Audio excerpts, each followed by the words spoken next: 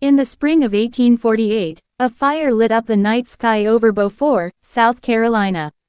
When the smoke cleared, Judge Cornelius Rutledge and his 5 adult sons were found alive, but mutilated. Each man castrated with surgical precision, their screams echoing across the low country. The newspapers called it a tragic house fire. The town whispered something else. And for 70 years, no one dared speak the name Isaac. The enslaved man who vanished that same night, leaving behind a single object in the ashes. A leather journal. That journal, discovered decades later in a courthouse basement, didn't tell a story of madness or vengeance. It revealed something far worse. A conspiracy of silence that protected not a monster, but a community's deepest shame. Before we uncover what really happened that night at Fairhaven Plantation, do me a favor, hit that subscribe button and turn on notifications, because the dark corners of American history don't reveal themselves easily. And tell me in the comments, where are you listening from? Let's see how far these buried secrets travel. Part 1. Shadows over Fairhaven. Beaufort, South Carolina, in 1848 was a place of beauty built on horror. Spanish moss hung thick from ancient oaks. The air was heavy, sweet, and rotten all at once, the scent of plow mud and cotton mingling with something no one wanted to name. The town was rich, proud, and dangerous. Its wealth came from Sea Island cotton, and its luxury from the labor of enslaved men and women who never saw a sunrise free. Just outside Beaufort stood the Rutledge estate, Fairhaven, an 800-acre empire of white columns, black soil, and blood. Judge Cornelius Rutledge, age 62, ruled Fairhaven like a kingdom. He was a tall man with silver hair and the kind of confidence that only comes from never being told, no. In court, his voice was law. On his land, his word was God. But behind the judge's fine manners and silk waistcoats was something else, something darker than the swamp water surrounding his land. The judge's 5 sons were reflections of his cruelty, each in their own way. The Rutledge sons. Cornelius Jr., the eldest at 41, managed the plantation. They called him Little Judge, though nothing about him was small. He could calculate cotton yields down to the pound, and punishment down to the lash. Thomas, 38, lived nearby on St. Helena Island. He shared his father's fascination with medical experiments. Procedures whispered about in town, and screamed about in the night.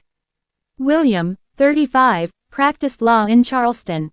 He was a man who could twist justice into whatever shape his family required. And then there were the twins, Robert and James, 28. They were handsome, spoiled, and utterly heartless. While their brothers were cruel for profit, the twins were cruel for sport. They hunted, drank, and treated the enslaved like prey. Every Thursday night, all 5 sons gathered with their father for what they called consultations. No slaves were allowed near. The doors locked, the candles burned late, and sometimes, there were screams. No one ever asked where they came from.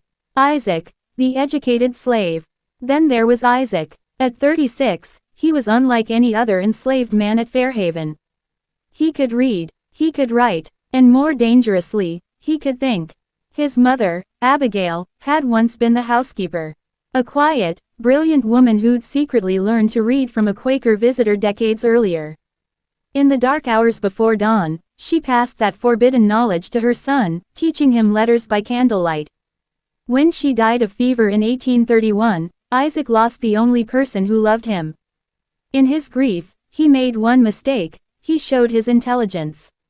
While sorting her belongings, he organized a pile of receipts and muttered numbers aloud.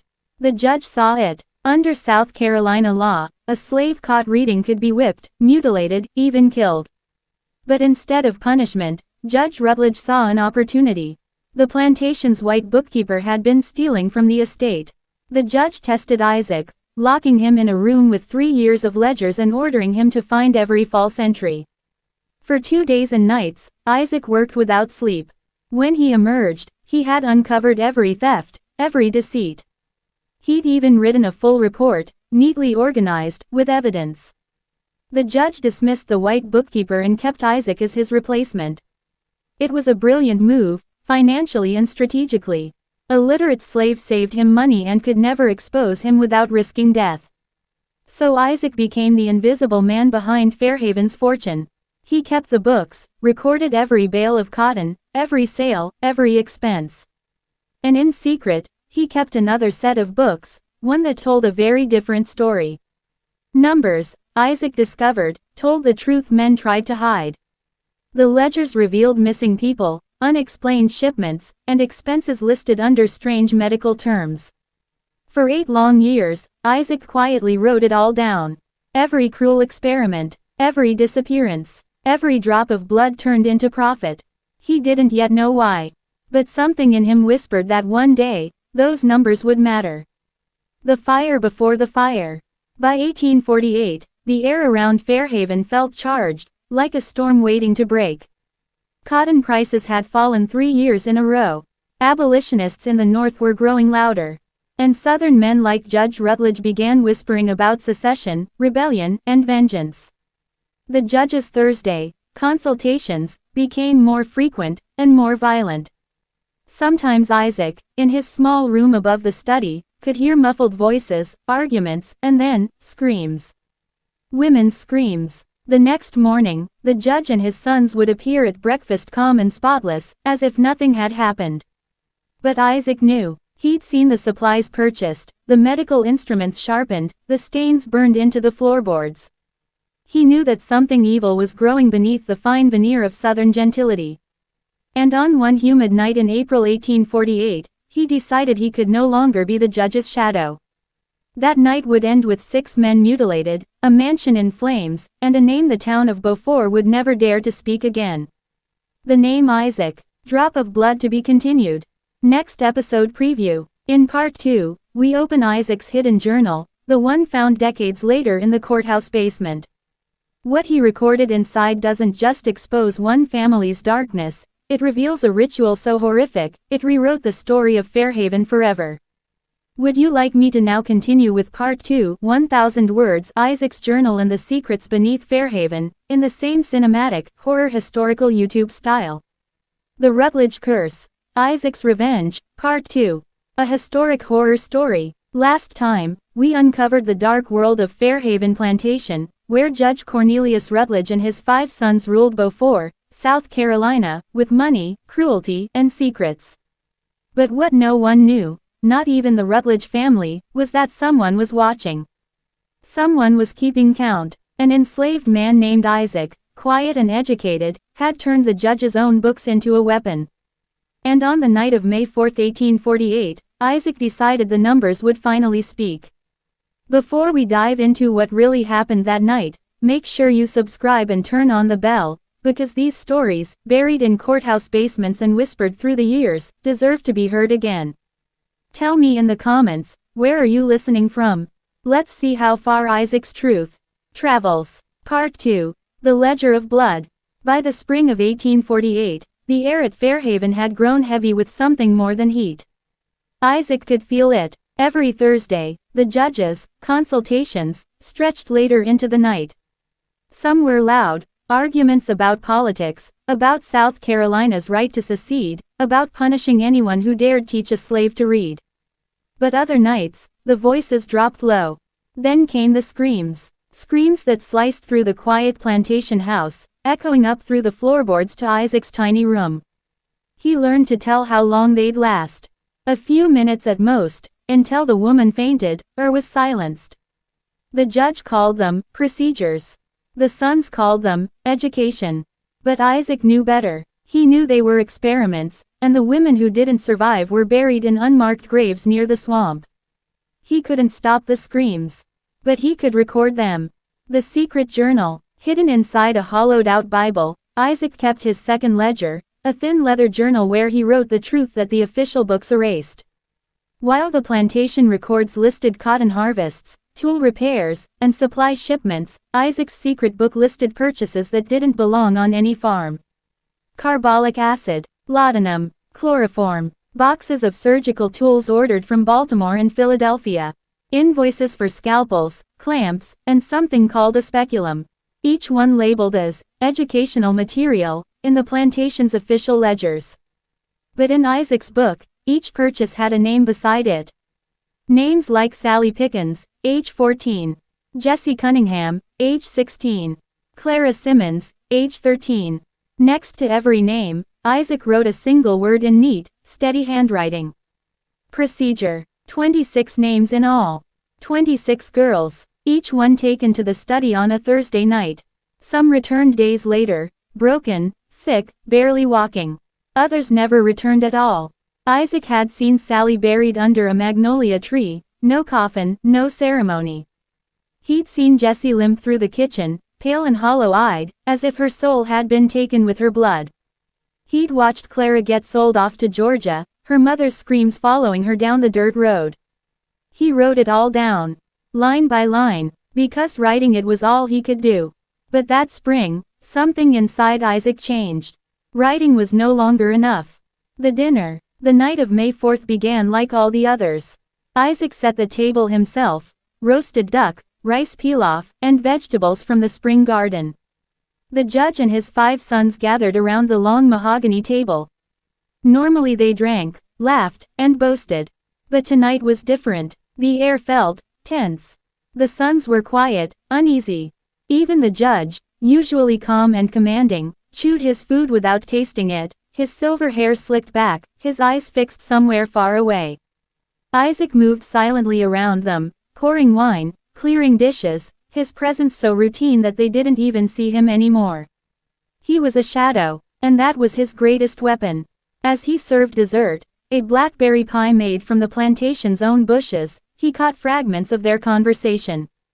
Thomas was whispering, "Complications with the last one," he said. "Maybe we should stop here. Reconsider." William leaned forward. "If word ever reaches Charleston, Father." The judge cut him off sharply. "Enough. We'll discuss it after dinner." Then his eyes flicked toward Isaac. "Bring coffee to the study at 9 o'clock. After that, you may retire. We are not to be disturbed." Isaac bowed his head. "Yes, sir." But inside, his thoughts were racing. He'd heard enough to know something terrible was planned for that night. And for the first time in his life, Isaac wasn't going to watch from the shadows. The plan, hours earlier, while the family was still preparing for dinner, Isaac had made his move. He'd gone to the judge's private medicine cabinet. It was locked, but simple locks didn't stop Isaac anymore. Inside, he found what he needed, a bottle of laudanum. An opium-based sedative. He'd seen the judge use it to dull pain, or silence it. He carefully measured the dose. Not enough to kill. Death was too easy. Just enough to make them sleep. Deep, heavy, unbreakable. Then, he poured it into the whiskey decanter in the study, the one the judge always opened for their Thursday consultations. The laudanum's bitterness blended perfectly with the whiskey's bite. None of them would ever taste the difference. When Isaac stepped back from the desk, heart pounding, he felt something strange. For the first time since his mother's death, he felt calm. Like a man finally stepping into the moment he'd been walking toward his entire life. Night falls. The clock in the hall struck 9. The judge and his sons moved into the study, carrying their glasses and cigars. "Coffee, Isaac," the judge called. He brought the tray in, silver cups, sugar, cream, and the whiskey decanter already waiting beside them. The men poured freely, laughing now, as if whatever had worried them at dinner had been washed away by drink. The tension softened, their eyes grew glassy, their words slurred, and Isaac, quiet, steady Isaac, stood in the doorway, hands folded, watching the laudanum do its work. Within half an hour, the laughter turned to silence. 5 sons slumped in their chairs. The judge, still holding his glass, nodded once, and then went completely still. The house was quiet again. The kind of quiet Isaac hadn't heard in years. He looked around at the 6 men who had built their world on the broken bodies of others. And for the first time, they were completely powerless. He closed the study door behind him, turned the key in the lock, and whispered a single word under his breath. "Now." Drop of blood to be continued. Next episode preview. In part 3, the house goes dark. What Isaac does next will turn Fairhaven into a nightmare that still haunts Beaufort's history, and reveals the true horror behind the Rutledge procedures. Would you like me to continue with Part 3, 1000 Words, The Night of the Fire, written in the same eerie, cinematic YouTube storytelling style? Part 3, The Night of Silence. They thought they ruled the South with power, money, and cruelty. But that night, the walls of Fairhaven whispered a different kind of justice, one that came quietly, like a shadow slipping through candlelight. When the sun rose, the masters of the plantation would never be the same again. The night began like any other Thursday at Fairhaven Plantation. The grand house glowed with soft lamplight, its long windows reflecting the dark stretch of cotton fields outside. Inside, Judge Rutledge prepared for his weekly consultation, a secret meeting with 6 other men, each one as cruel and powerful as he was. They drank, they planned, and they decided the fates of those who had no voice. But this Thursday, the whiskey was not what it seemed. Isaac had been careful, very careful. For weeks he had taken tiny amounts of laudanum, a strong sleeping drug, from the judge's medical cabinet. Not enough to be missed, but more than enough to do its work. He mixed it into the judge's favorite whiskey, the special bottle only opened for these meetings. Its bitter bite would hide the drug completely. Isaac knew exactly what he was doing. He had studied every detail, the judge's handwriting, his medical books, his surgical tools, his routines. For years he had watched the man experiment on enslaved women in the name of science. Now, Isaac planned to turn that same science against him. The plantation was quiet. That evening, crickets chirped outside the kitchen windows. The wood floors creaked softly as the night air cooled. In the distance, a whippoorwill called from the marsh. Isaac cleared the dinner table as usual, keeping his face calm, his movements steady. He knew the men were gathering in the study below his small room, their deep voices murmuring, glasses clinking. Soon they would start drinking. Soon the laudanum would begin its silent work. Under his bed, Isaac kept a canvas bag filled with everything he'd need. A straight razor, sharpened to perfection. A bottle of carbolic acid. Clean white cloths. Surgical thread, stolen one spool at a time. He waited. Each minute stretched like an hour. His heart thudded in his chest, but his hands didn't shake. He wasn't doing this for revenge. He was doing it for justice. At exactly 9 o'clock, Isaac took the coffee tray, silver pot, 7 cups, and walked to the study door. He knocked twice and stepped inside. The men looked up from their papers, their faces red from drink. The judge's eyes were already glassy. His speech thick. "Leave it and go to bed," he said, waving Isaac off. "We'll be here late." Isaac nodded, set the tray down, and left quietly. The heavy door closed behind him. 2 hours passed. The plantation had fallen into deep silence. The kitchen fire was dying, the slaves asleep in their quarters.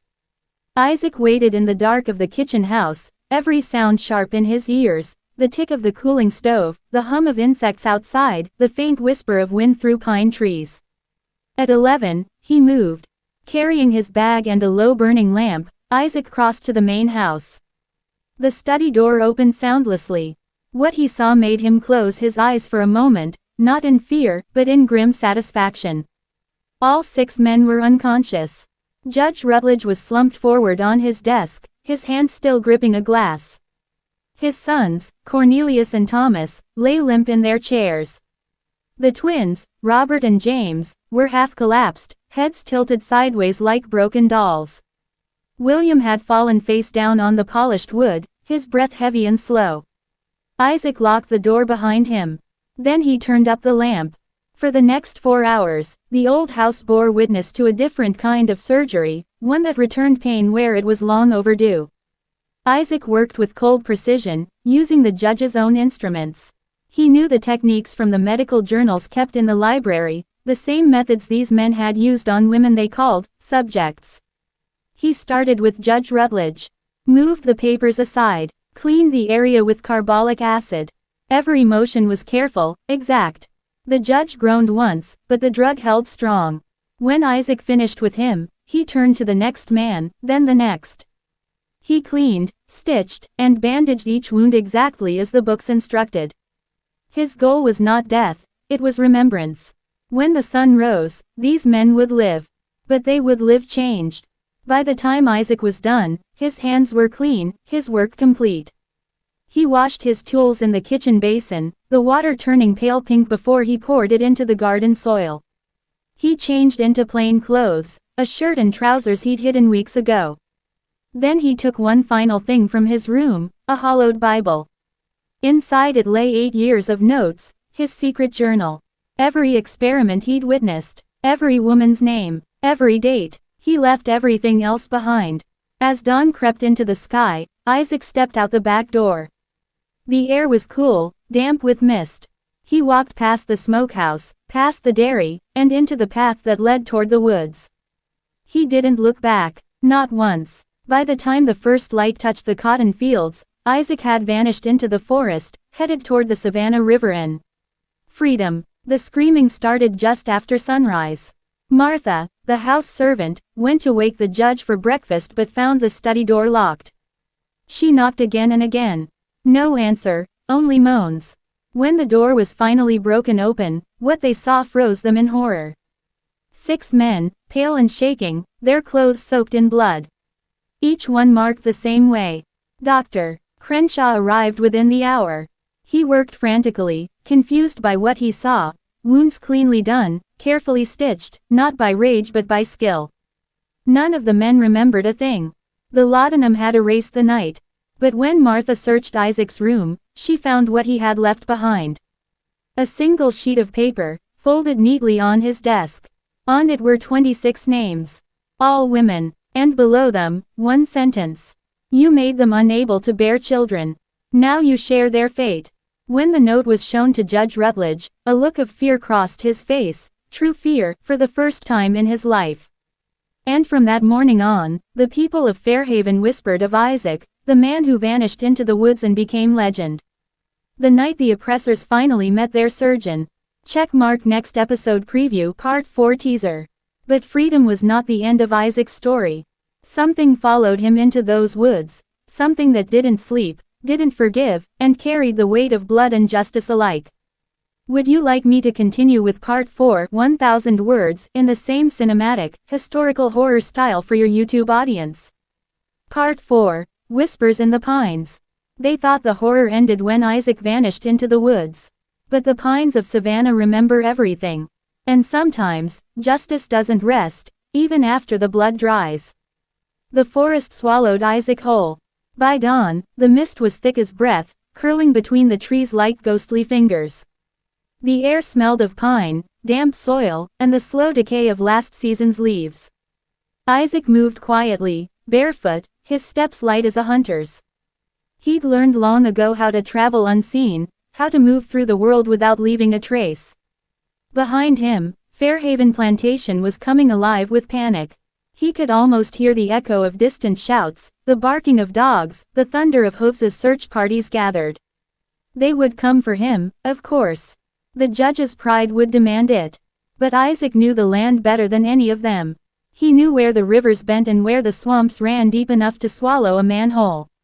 He walked for hours, keeping to deer paths and dry ridges. The sun rose high and hot, but beneath the canopy, it was cool and dim. Now and then, he paused to listen. The woods were full of sound, the buzz of insects, the rustle of small creatures, but once, in the distance, he thought he heard something else. A human voice, faint and far away. Then silence. He pressed on. By midday, he found an old hunter's shack, long abandoned.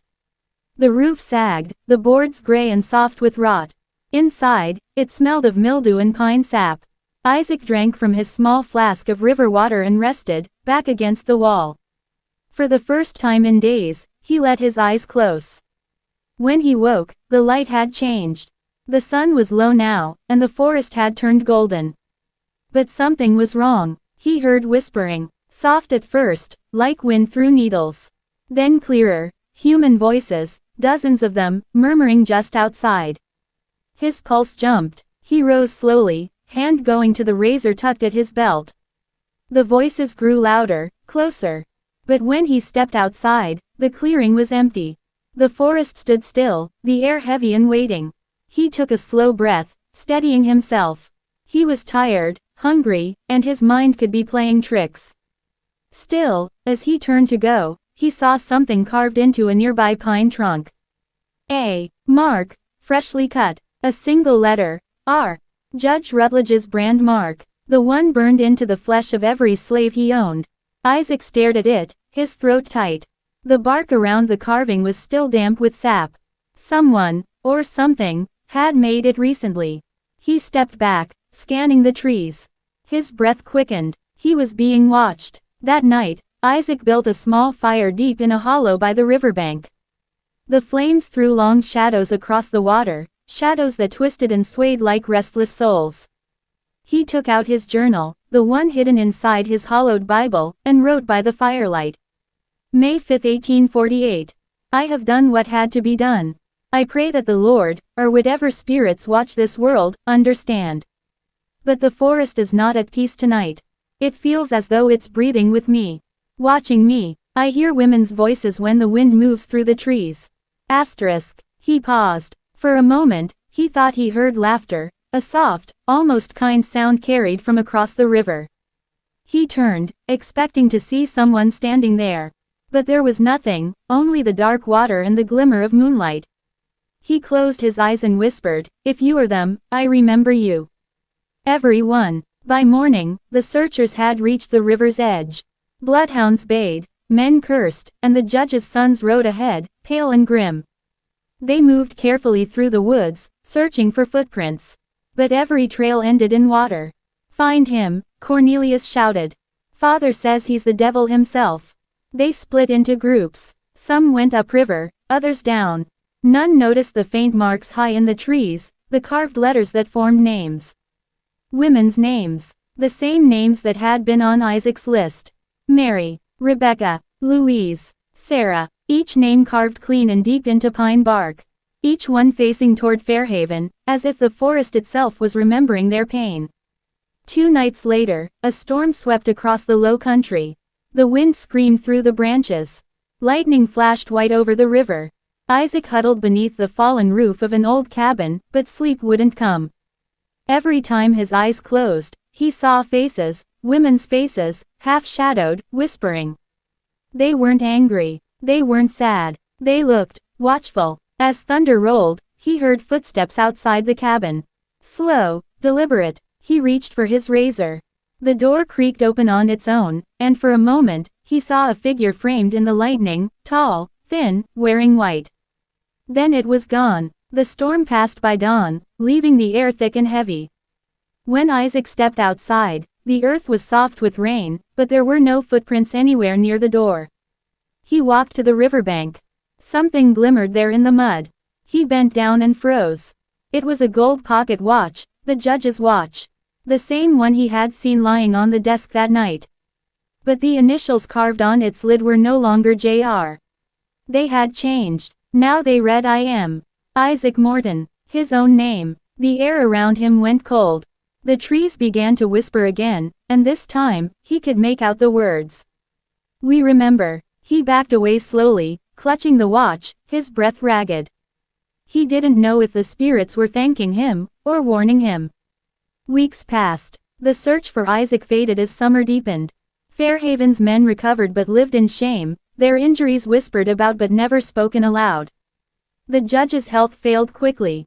He refused to enter the study again. At night, servants swore they heard voices from behind its locked door, women weeping softly, then laughing. And in the woods near Savannah, travelers began telling stories. They spoke of a man who walked the pine paths at dusk, barefoot, carrying a lamp that never went out. Sometimes he spoke to the trees. Sometimes, he vanished right before their eyes. They called him the surgeon of the pines. Some said he was alive.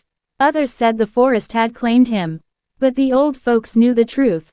Isaac hadn't escaped justice, he had become it. Checkmark next episode preview Part 5 teaser. Years later, when new owners tried to rebuild Fairhaven, the land itself seemed to fight back. The walls bled, the soil turned black, and the spirit of Isaac Morton wasn't finished yet. Would you like me to continue with Part 5 1,000 words in the same historic horror narration style, cinematic, haunting, and written for an American YouTube audience? Part 5, The Haunting of Fairhaven. Years passed. But some houses never heal, no matter how much you rebuild. And at Fairhaven Plantation, the walls still whispered Isaac Morton's name. The year was 1871. Fairhaven had stood empty for more than 20 years. After the Civil War, the land had been left to rot, fields overgrown with weeds, roofs caving in, windows broken like blackened eyes. Locals said the plantation was cursed. They called it, the house that bled men.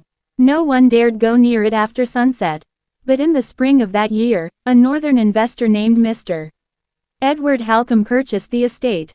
He had never set foot in the South before, but saw opportunity where others saw ruin. The war was over, and the South was rebuilding. To him, Fairhaven was simply an abandoned property with good soil and a river nearby. He didn't believe in curses. Superstitious nonsense, he said, waving off the warnings from the townsfolk of Hollowbrook. Ghost stories to keep poor folks from trespassing. Halcombe moved into the main house with his wife, Clara, and their young daughter, Evelyn, just 9 years old. For the first few days, things were quiet. Workers began clearing debris, fixing fences, scrubbing mold from the walls. But by the end of the first week, the workers started quitting, one by one. They said the house murmured at night. They said they heard breathing behind the walls. And every morning, when they came to work, they found the same message written in soot above the study door. A single word, procedure. Clara Halcombe noticed the change first. Her husband, Edward, would wake in the night sweating, clutching his chest, muttering the same phrase over and over, "We were only learning." When she asked what it meant, he couldn't remember saying it. Evelyn, their daughter, began speaking to someone unseen. Clara caught her whispering at the edge of her bed one night. "Who are you talking to, darling?" "The doctor," Evelyn said. "He says the house used to hurt people. But he stopped it." "The doctor?" Clara frowned. "What's his name?" Evelyn smiled sleepily. "Isaac." By late summer, Fairhaven was nearly restored. Fresh white paint on the walls, new glass in the windows, the gardens blooming again. But the house felt wrong. Rooms changed temperature suddenly, icy cold in one corner, sweltering hot in the next. Doors opened by themselves. The scent of chloroform hung faintly in the halls some mornings, though no one could find the source. And then there was the study. Edward had it locked from the day they arrived. It was the one room he refused to enter. He told Clara it smelled of decay, of old medicine. But sometimes, late at night, she saw the light from under its door, like a lamp burning inside, even though no one was there. Once, when she pressed her ear to the wood, she thought she heard a man humming softly, the kind of lullaby sung to calm frightened children. One stormy evening in September, Edward finally opened the study. He'd been drinking bourbon, angry at the latest crew of workers who'd fled claiming to see shadows moving in the mirror. "Fools," he muttered, fumbling with the key. "I'll show them there's no devil in this room." He pushed the door open, and froze. The air was thick, metallic. The smell of blood and chemicals hit him like a wave. The lamp on the desk was already lit. Papers lay scattered across the surface, old ledgers with brown stains, and a single open book with careful handwriting. Edward leaned closer. The words blurred at first, but then they came into focus. Sally Pickens, age 14, May 1840. Jessie Cunningham, age 16, August 1841. Clara Simmons, age 13, March 1842. A list of names, all young women, and beside each one, that same word again, procedure. Edward staggered back, trembling. His hand brushed against something metal. He looked down and saw a surgical instrument lying on the desk, still gleaming, as if recently cleaned. Then he noticed the portrait above the fireplace.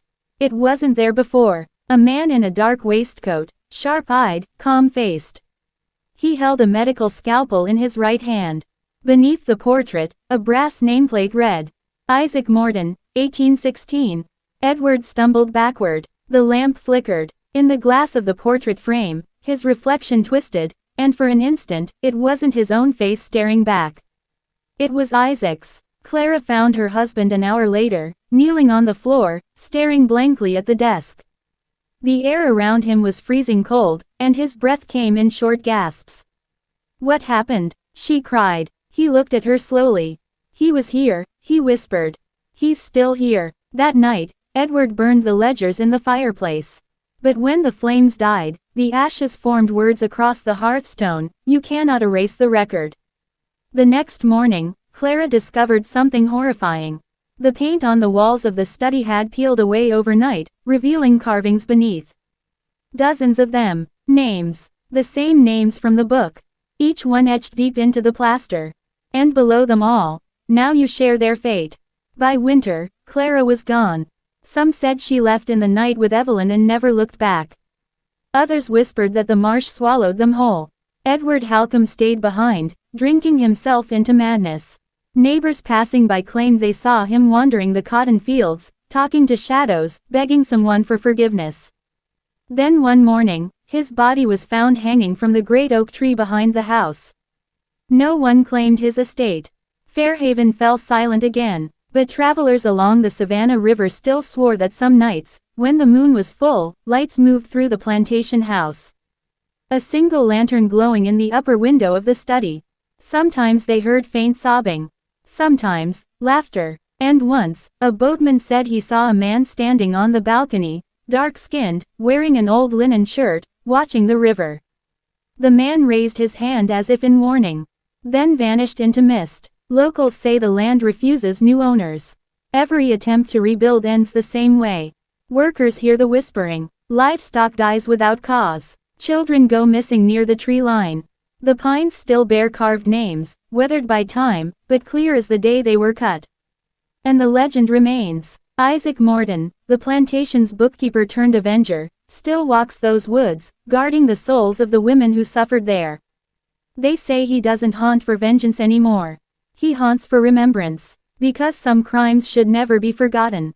And at Fairhaven, the past still bleeds. Checkmark next episode preview part 6 teaser. When the government tries to build a school on the old Fairhaven land, workers uncover something buried deep beneath the house, preserved bones, surgical tools, and a diary sealed in glass. But opening it will awaken something that's been waiting for over a century. Would you like me to continue with part 6? Final part, the grand finale of this historic horror saga, written for a cinematic YouTube narrative with a chilling call to action. Subscribe, share, comment. Part 6, the unearthed truth. Sometimes, the ground remembers what people try to forget. And when men dig too deep, the dead answer back. The year was 1903. The world was changing, electric lamps flickered in Savannah's streets, the railroads groaned with new industry, and the South was trying to forget its sins. But down along the river, Fairhaven Plantation still stood, its windows shattered, its roof half collapsed, wrapped in vines and silence. To most, it was just another ruin. To the locals of Hollowbrook Parish, it was still the Devil's House. That summer, the Georgia Historical Preservation Society announced plans to build a school for colored children on the old Fairhaven land. The newspapers called it a symbol of progress. But the townsfolk whispered that the land didn't want company. The project's foreman, Mr. Henry Cobb, didn't believe in ghost stories. He was a practical man, gray hair, sharp tongue, with 20 years of construction behind him. He laughed when a preacher warned him that the plantation was cursed. Cursed, he said, ain't no curse stronger than a shovel. The work began in July. Men cleared the weeds, tore down the last of the rotting beams, and marked the ground for the foundation. But on the third day, one of the workers, Samuel Tillman, struck something hard with his pickaxe. It wasn't stone, it rang hollow, like metal. They dug around it carefully. What emerged was a small, sealed iron box, rusted but intact. When Henry pried it open, he found inside a stack of papers wrapped in oilcloth, and a glass jar, tightly corked, containing a roll of parchment. The papers were ledgers, brittle and yellowed with age. But the jar's parchment held something stranger, a handwritten note that read, "To whomever unseals this, know that the ground you stand upon is consecrated by blood. Do not disturb the rest of the forgotten. I am." Henry frowned. "I am," he muttered. "Some old doctor, maybe." That night, he took the jar and papers home. His wife, Martha, didn't like it. "Henry," she said softly, "don't bring the devil's things into this house." He laughed, but his voice lacked its usual swagger. It's just old paper, woman. Worthless. Still, he couldn't sleep. The parchment called to him. At midnight, he lit a lamp, broke the wax seal on the jar, and unrolled the paper. The ink was faded, but he could make out the words. It wasn't a letter, it was a confession. Fairhaven, 1844. I write this not for absolution but remembrance. The master grows crueler by the day. He orders procedures on the enslaved, calls it science. He says we are curing them, but I see only agony. I have buried more than I can count. Tonight, I will end it. The instruments are hidden. The truth must sleep beneath this soil until men are worthy of it. Henry felt his skin crawl.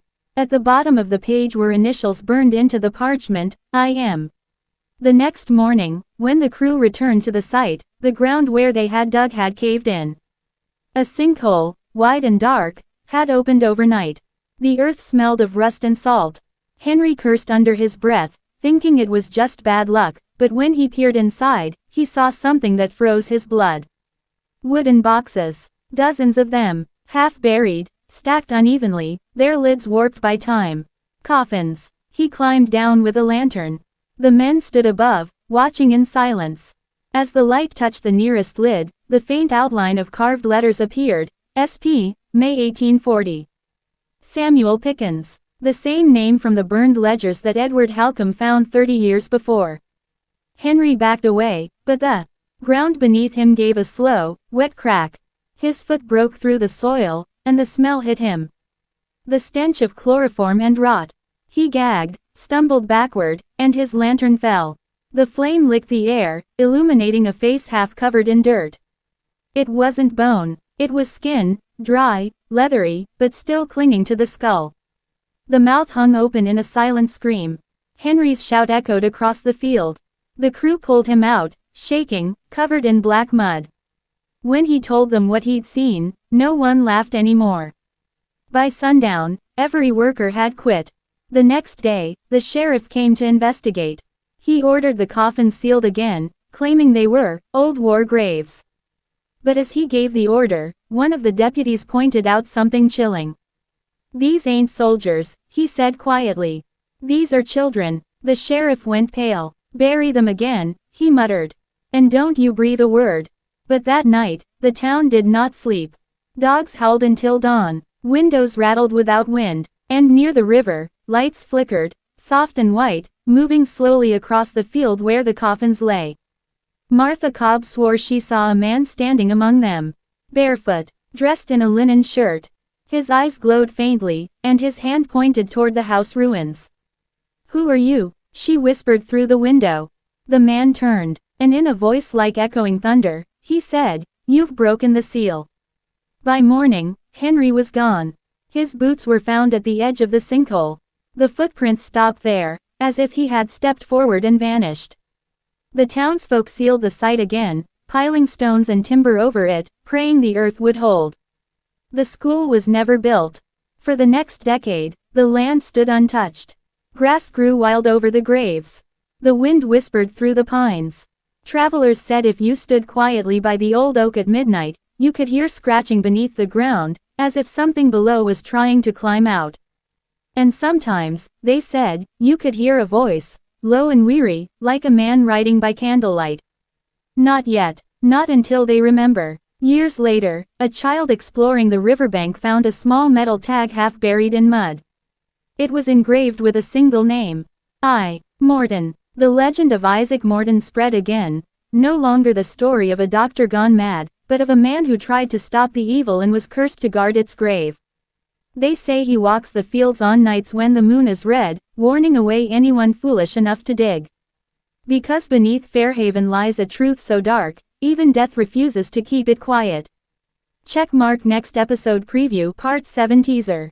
In 1922, an ambitious journalist from New Orleans arrives in Hollowbrook, determined to uncover the true story of Fairhaven. Armed with the old confession and a camera, she ventures into the plantation ruins, where the air still hums with whispers. But what she finds will make her question whether Isaac Morton was savior, or something far worse. Would you like me to continue with Part 7 next chapter? 1,000 words, same style, focusing on the journalist uncovering the dark legacy of Fairhaven. Part 7, The Reporter from New Orleans. Some stories don't want to be told. And the deeper you dig, the louder the dead begin to speak. The year was 1922, and the South was still haunted by ghosts it refused to name. In a small, smoke-filled newsroom on Canal Street in New Orleans, reporter Clara Boudreau was staring at a letter that would change her life. The envelope was yellowed and brittle, addressed simply, "To the editor, the true history of Fairhaven Plantation." Inside was a single sheet of paper, typewritten, trembling with the weight of its words. It spoke of experiments on enslaved women, hidden ledgers, and a man named Isaac Morton who vanished without a trace after exposing the crimes. At the bottom, in faded ink, was a line that sent chills through Clara's veins. "The graves are opening. Come before they silence me too. M.C., Hollowbrook, Georgia." Clara was no stranger to the macabre. She'd made her reputation covering murders and hauntings for the Crescent Daily, a newspaper that thrived on stories the polite world refused to believe. But this letter felt different. It wasn't sensational. It was desperate. She asked around about Hollowbrook, but most locals only shook their heads. One man, an old printer, crossed himself and muttered, "That's where the land eats people." That was enough to send Clara packing.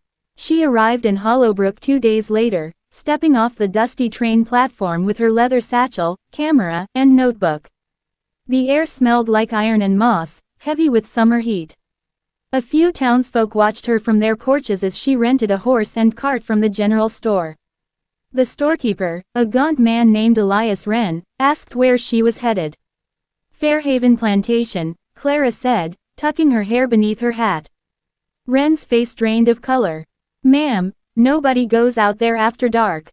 "Then I'll make sure I get back before sunset," she said, forcing a smile. He leaned closer. "If you see him, don't look in his eyes." "Who?" she asked. "The bookkeeper," Wren whispered. "The one who never stopped writing." The road to Fairhaven wound through endless pines, their shadows twisting like black fingers over the dirt path. The plantation house appeared suddenly, its bones still standing, stripped of glass and paint. Vines crawled up its walls like veins. A single chimney jutted against the sky, the last remnant of grandeur. Clara dismounted, heart hammering. She raised her camera and snapped a photo. Click. The sound echoed louder than it should have. Inside, dust hung thick as fog. The air smelled faintly of medicine and rot, though the house had been empty for decades. Her footsteps stirred ash and fragments of papers, old ledgers, scorched and brittle. She picked one up carefully. It bore the letterhead, "Fairhaven Plantation, Accounts, 1843. Her pulse quickened. "This is it," she whispered. But when she turned toward the doorway, something shifted upstairs. A faint creak, then another. Footsteps. "Hello," she called out. "Is anyone there?" No answer. Only the sound of slow breathing, hers or someone else's, she couldn't tell. Clara climbed the staircase, camera ready, her flashlight cutting through the darkness. On the landing, a door stood half open.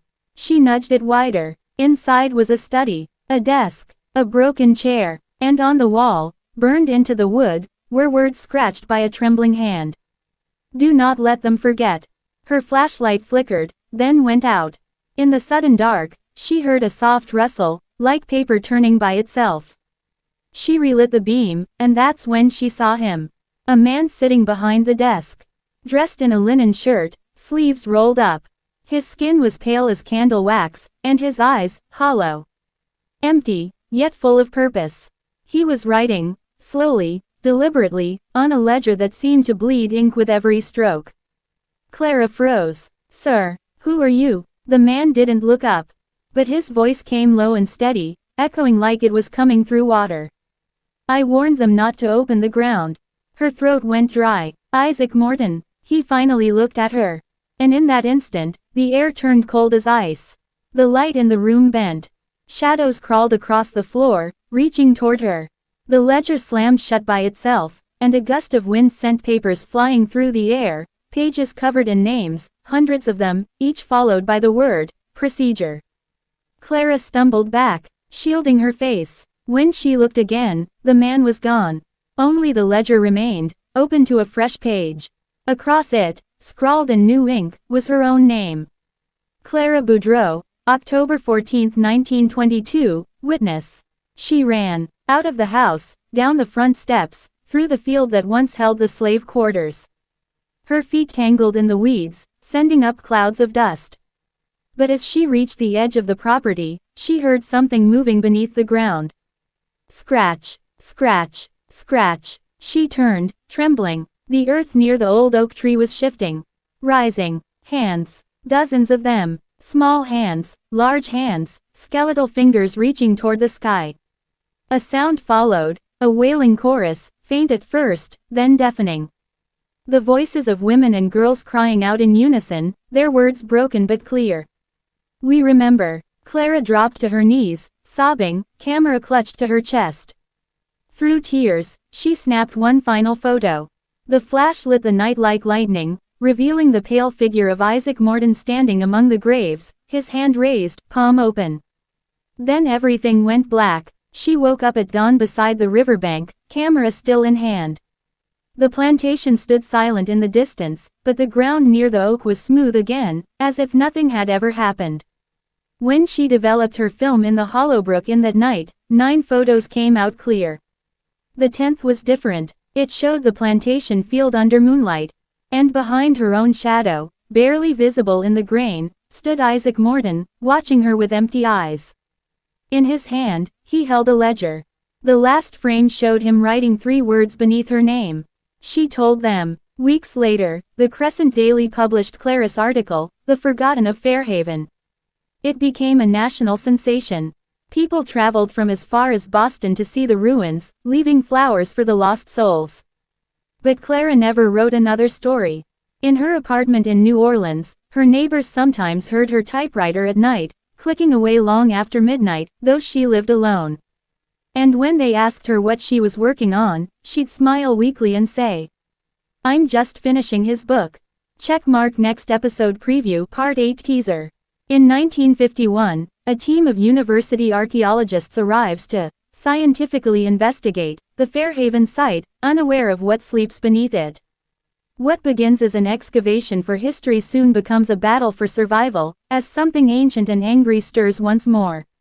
Would you like me to continue with Part 8, 1000 words, same style, horror plus historical plus cinematic narration next? Part 8, The Dig. Some places don't forget. And when you dig deep enough, the past doesn't stay buried, it reaches back. In the summer of 1951, the world was changing fast. There were new cars, new wars, new music. But in the deep heart of Georgia, time hadn't moved at all. The moss still hung thick on the trees. The rivers still whispered secrets. And the locals still warned strangers never to go near Fairhaven Plantation after sundown.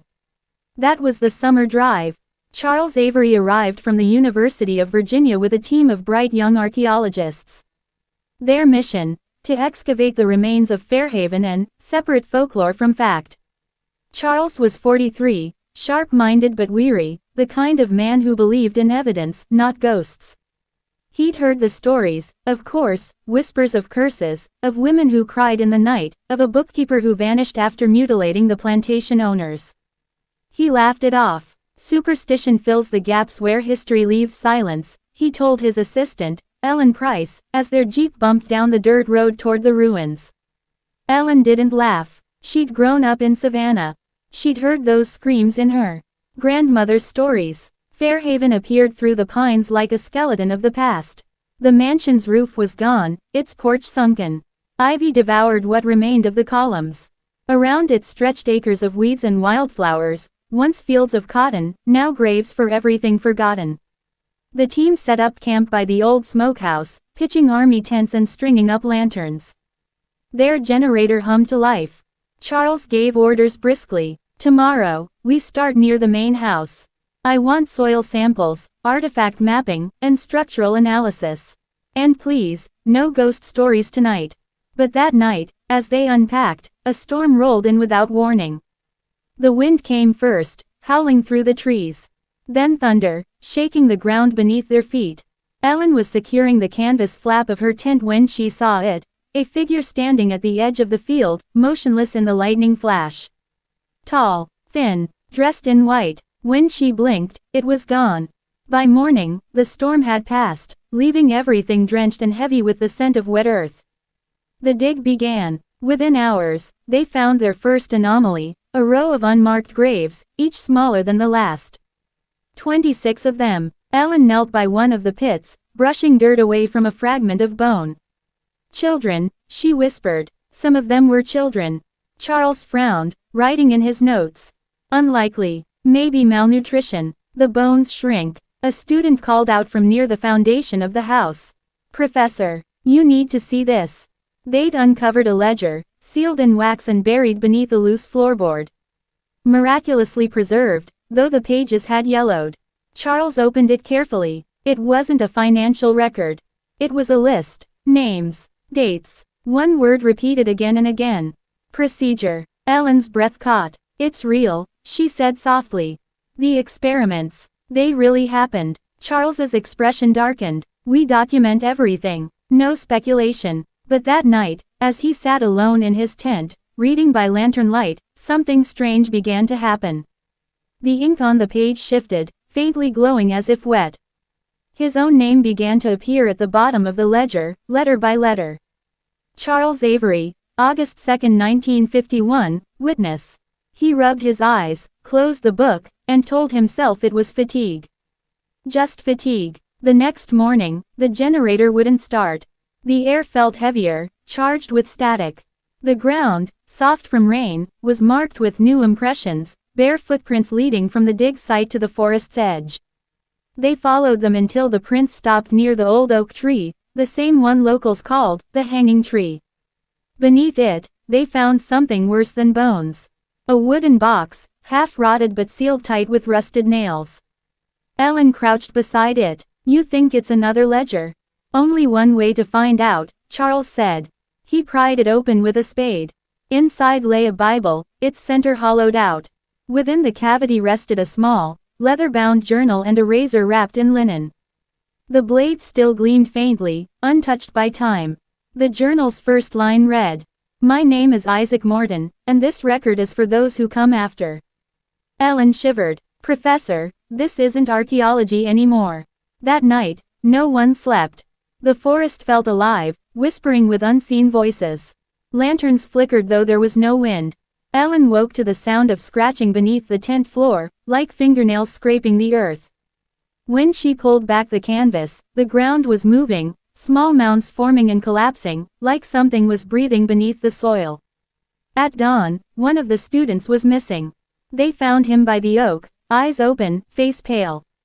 He wasn't dead, but he wouldn't speak. He just kept whispering the same phrase over and over. He's writing again. By the fourth day, panic had set in. The crew wanted to leave, but the storm had returned, flooding the road. Radios picked up only static. The camp felt like a trap. Charles buried himself in Isaac's journal, reading by flashlight as rain pounded the canvas. The entries grew darker with each page, detailed descriptions of the Rutledge procedures, the girls who suffered, and the night Isaac enacted his own justice. The final entry stopped mid-sentence. But beneath it, scrawled in newer ink, was something else, handwriting that didn't match the rest. History repeats when silence returns. Finish the book. That evening, Ellen burst into Charles's tent, soaked to the bone, her face white with terror. The graves, she gasped. They've opened. They ran into the storm. Lightning split the sky, illuminating the field. The 26 graves they'd uncovered were now empty. The earth gaped wide like mouths, and from the darkness came the sound of shuffling steps, wet, deliberate. Figures were rising, not whole bodies, just fragments. Faces half-formed, arms of bone and shadow. The air stank of decay and salt. And above them all stood Isaac Morton, the same figure Ellen had seen by the trees, holding the razor like a relic. Charles froze. You're not real. Isaac's eyes glowed faintly, full of grief more than rage. I was real once. But truth has a cost. He reached out his hand. The ledger appeared again, pages fluttering open in the wind. The names began to glow. One by one, then fade, replaced by new ones. The archaeologists' names. Ellen grabbed Charles's arm. "We have to go." They ran toward the trucks, mud sucking at their boots. Behind them, the ruins groaned as if alive, the old house collapsing inward, its timbers wailing. The lights went out. The screams began. 3 days later, rescue teams arrived. They found the camp abandoned. The equipment still running. Only 2 tents remained intact. Inside one, on the table, lay Isaac's journal, open to a fresh page. Written in wet ink. They came to dig up the truth. Now the truth is digging up them. Years later, when a new research team cataloged the recovered materials, they noted something chilling. The photos taken by Charles Avery were all blank, except one. In it, under the oak tree, 6 faint figures could be seen. All men, all dressed in 19th century clothes. And behind them, half shadowed by mist, the outline of a 7th figure, Isaac Morton, watching the camera. Checkmark next episode preview Part 9 teaser. It's 1974, and a family from Atlanta buys the old Fairhaven land to build a vacation home. But when construction begins, workers start disappearing, and the new owners realize that some foundations can't be rebuilt without blood. Would you like me to continue with Part 9, 1000 words, same cinematic horror style, next? Part 9, the house that shouldn't be built. Some land won't let you build a future until you've faced what's buried in its past. By 1974, the story of Fairhaven Plantation had become a ghost story told at campfires and bars. People said the land was cursed, that every few decades something terrible happened there. But for Robert and Margaret Whitmore, it was simply cheap acreage. The young couple from Atlanta had big dreams, a vacation home by the river, a quiet retreat from city noise. The real estate agent mentioned the land's colorful history, but Robert laughed it off. Ghosts don't pay property taxes, he'd joked. If only he'd known. They arrived that spring with their 2 children, Emily, age 8, and David, age 11. The land looked peaceful under the Georgia sun, a wide meadow, tall oaks, and the crumbling bones of the old plantation house still standing on a hill. The locals warned them to tear it down. "You leave that house where it lies," said the lumber foreman, an old man named Harlan Cobb. "Bad things happen when you wake up the dirt out here." Robert smiled politely. "We'll be careful," but he wasn't. Construction began in June. Bulldozers rolled through the overgrown fields, carving foundations for a new modern home. The first week went fine. The second week, things changed. One morning, a worker named Earl Sims didn't show up for roll call. They found his hat near the old oak tree, its brim torn, its crown soaked through as if it had been dropped in a puddle. But the ground was dry. Later that day, another worker swore he saw someone walking through the ruins of the plantation house. A tall man in a linen shirt, carrying a ledger. When he called out, the figure turned and vanished in broad daylight. Harlan Cobb quit that night. "You don't dig here no more," he said, packing his tools. "This land don't like being opened." Margaret started hearing it next, faint scratching sounds in the walls of their trailer at night, like someone writing. At first, she thought it was rats. But then she found ink smudges on her hands in the morning, though she hadn't touched a pen.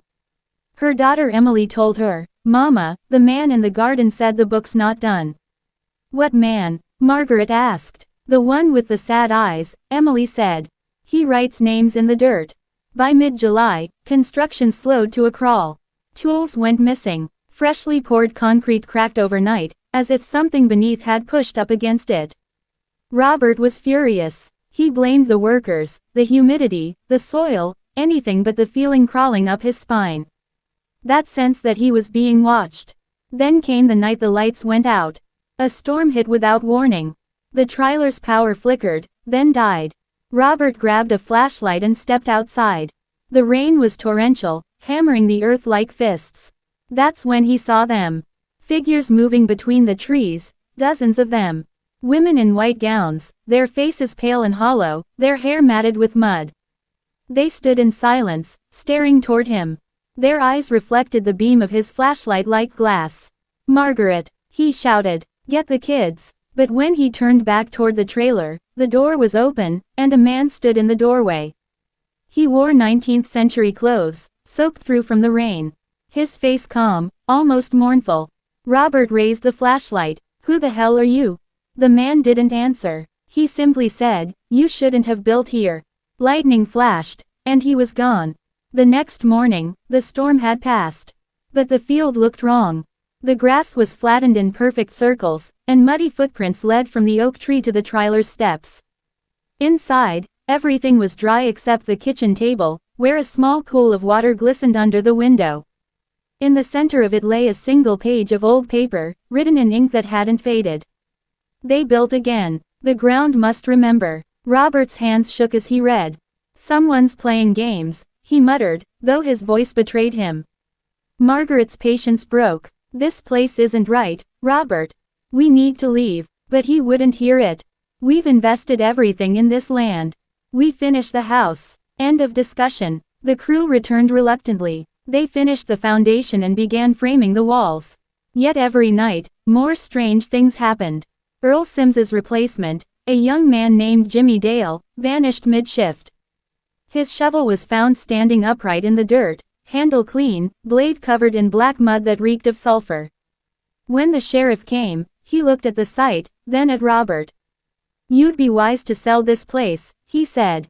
"That's the third man gone missing on this land in my lifetime. Last fella was some college professor back in the 50s. By August, the Whitmores moved into the half-finished house.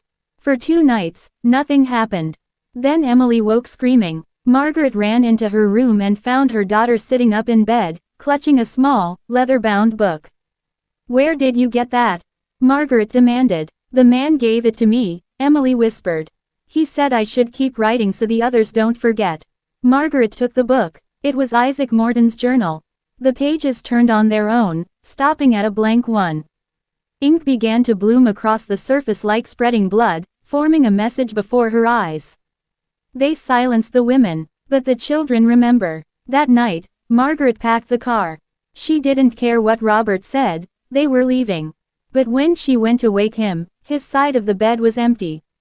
The back door stood open. She followed muddy footprints into the field. They led straight to the oak tree.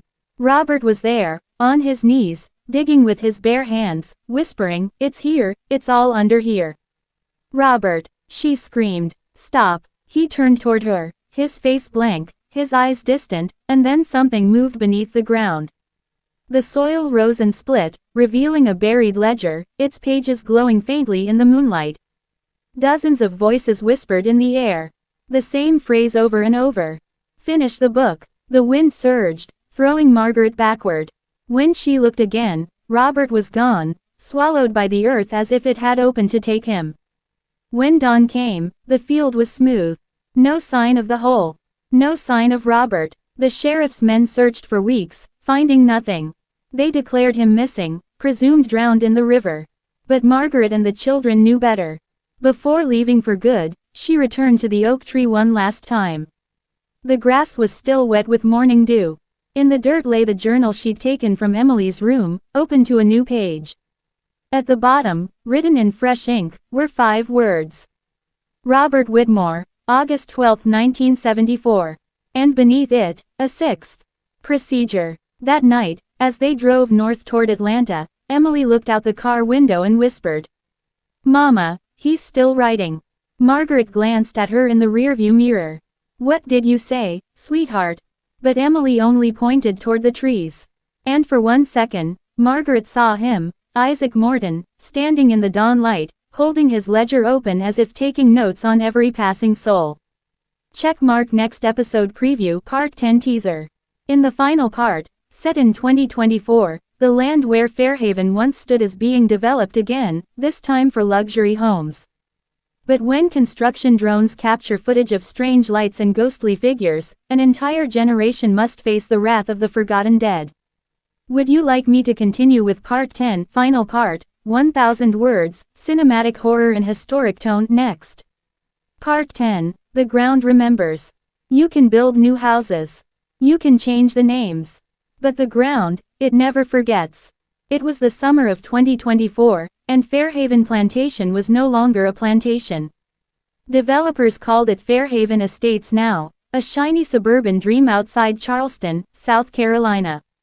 Rows of luxury homes, glass walls, white fences, and perfect lawns. They sold the idea of fresh beginnings. But the land wasn't fresh. It was still bleeding history. The company behind it, Pine River Development, broke ground 2 years earlier. Their CEO, Daniel Whitmore, was proud of his success, though he didn't know much about where his family came from. He just liked how the name Whitmore looked on billboards. His PR team said it sounded old money. He never realized that old money came from old sins. The first warning came during the drone survey. The mapping drone flew over Lot 12, the site of what used to be the slave cemetery. When Daniel reviewed the footage, he saw something that shouldn't have been there. A figure standing in the middle of the cleared lot. Still, watching. It wasn't one of the crew. The figure wore 19th century clothes, a white shirt, suspenders, and dark trousers. When Daniel zoomed in, the drone's camera flickered and glitched. The image split for 1 second, and in the static, another shape appeared beside the man. A woman, her mouth open, screaming. Then the drone crashed. The next morning, the foreman reported that every single GPS marker on Lot 12 had moved overnight, shifted exactly 13 feet east. No wind could do that, the foreman said. It's like the land itself moved. Daniel laughed it off. Then moved the stakes back. But when they did, the machines wouldn't start. Every excavator on that site stalled out at the same time. Batteries drained, engines dead. The electricians said it was impossible. The old folks in town said it was predictable.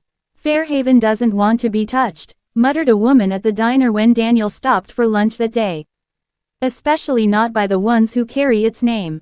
That night, Daniel stayed late at the site, pacing between unfinished driveways. The moonlight spilled silver across the half-built homes. He told himself it was just stress, that he needed to stop listening to ghost stories. Then he saw a flicker of light coming from the oak tree at the far edge of the property. The same ancient tree that had survived fire, storms, and centuries of silence. He walked closer. There was a book lying at the base of the tree, its pages fluttering though there was no wind. The cover was dark leather, cracked by time. He crouched, brushing dirt off the front. The name stamp there made his chest tighten. Isaac Morton. Inside were hundreds of pages. Dates. Names. Notes written in neat, faded script. Then a fresh line formed before his eyes, as if written by invisible hands. Daniel Whitmore. July 18, 2024. He froze. What the hell is this? The ink kept moving. The blood remembers the hand that built it. The children carry the debt. A cold wind rose from the ground, lifting dust into a spiraling motion around his feet. The sound of distant crying echoed through the empty lots, dozens of voices whispering from under the soil. Daniel stumbled back, tripping over roots. The earth felt soft, too soft. He dropped his flashlight, and the beam fell on something buried just beneath the surface. A human jawbone, he screamed. The next day, news crews arrived. Construction halted. Archaeologists were called in. They said they'd found a mass grave, dozens of remains, mostly women and children. Their bones showed evidence of medical experimentation. But what they couldn't explain was this. All the remains were positioned in a circle. And in the center of that circle was an iron cross branded with one word. Procedure. By August, half the investors had pulled out. Local stories started circulating online, videos of strange lights above the construction site, people hearing cries in the night. One viral TikTok showed a woman filming her backyard near Lot 12. In the background, a shadow moved behind her fence, tall, thin, carrying a ledger. The clip cut off when the woman screamed, and every light in her house went dark at once. Daniel tried to save the project. He hired new contractors, doubled security, and ordered the graves sealed under concrete, out of respect. But sealing didn't help. Workers quit. Cameras failed. Every document about the site began to glitch or vanish from computers. Even the digital blueprints were corrupted, as if the files themselves refused to exist. One night, Daniel sat alone in his office, staring at the wall map of Fairhaven Estates. His reflection in the glass was pale, sleepless, lost. Behind that reflection, in the window's dark surface, another figure appeared, standing right behind him. He turned. No one there. But his desk drawer slid open by itself. Inside was Isaac Morton's journal, open to the last page. It read, "Every generation must answer. You built on graves. Now the graves build on you." The following morning, the entire development site was silent. No birds, no wind, no workers. Only Daniel's truck parked by the oak tree, door open, engine running. Inside the cab lay his phone, still recording. The video showed him walking toward the tree, holding the journal. He looked frightened. He said one last thing before disappearing into the fog. "If anyone finds this, tell them I tried to make it right." The screen went black. Then, faintly, another voice spoke through the static. A deep, calm voice. Familiar. "The book is finished." 2 weeks later, every house in Fairhaven Estates burned. No lightning, no storm, just flames that erupted from the ground and consumed everything. Fire crews said it looked like the blaze started from underneath, from the soil itself. No survivors. When investigators sifted through the ashes, they found something untouched by the fire. Isaac's journal, lying open beside the oak tree. The ink still wet. Today, the land lies empty once more. Locals say at night you can still see lights flickering between the ruins, not fire, but something older. Sometimes you'll hear the faint sound of a quill scratching on paper. And if you listen close enough, the whispers return. Write the names. Remember the dead. The ground remembers everything. Clapperboard final scene voiceover for YouTube. History doesn't die when we forget it. It dies when we try to bury it. Fairhaven was built on pain, and the earth took it back. If you believe some stories deserve to be remembered, right finger subscribe for more true inspired horror. Thumbs up like if the past gave you chills, and speech balloon comment below what you think happened to Daniel Whitmore. Because maybe, he's still writing. The end, The Haunting of Fairhaven.